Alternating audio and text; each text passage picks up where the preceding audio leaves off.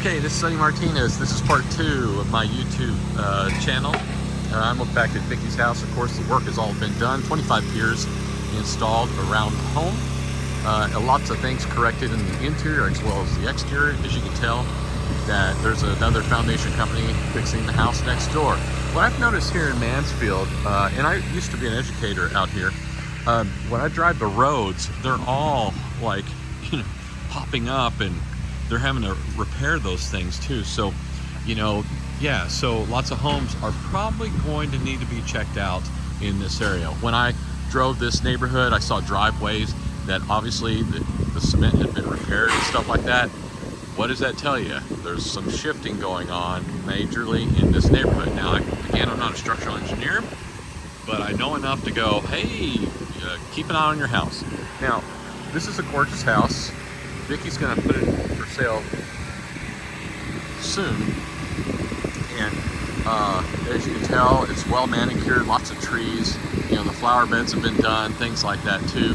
She was religious about soaker hoses and followed all the rules and still had a foundation problem. And this foundation problem occurred quickly.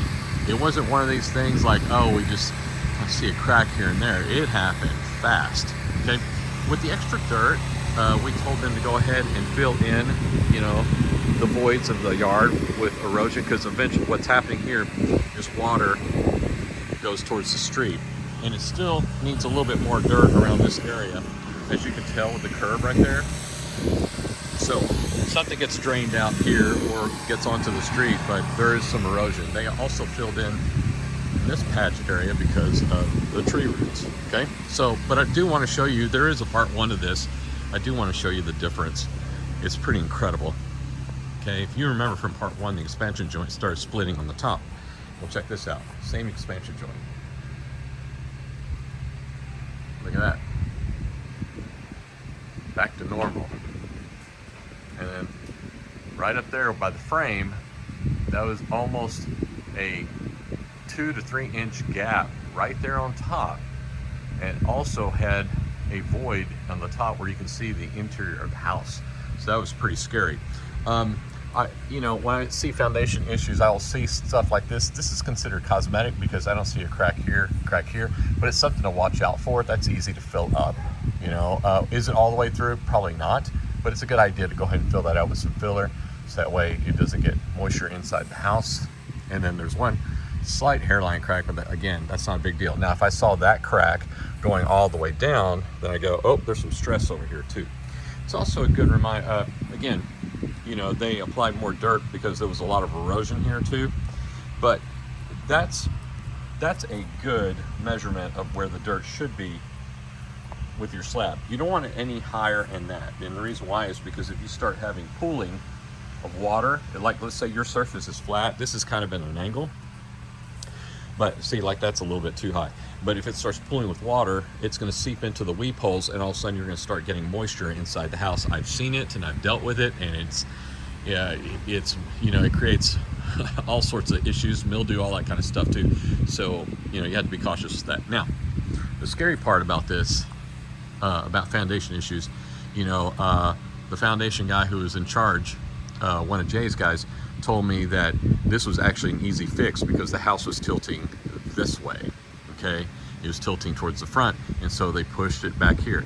He told me he had a house where the whole house just shifted from bottom to top, okay? And it shifted forward, and there's no way, it could get pretty expensive, but there was no way, he said, to push it back this way.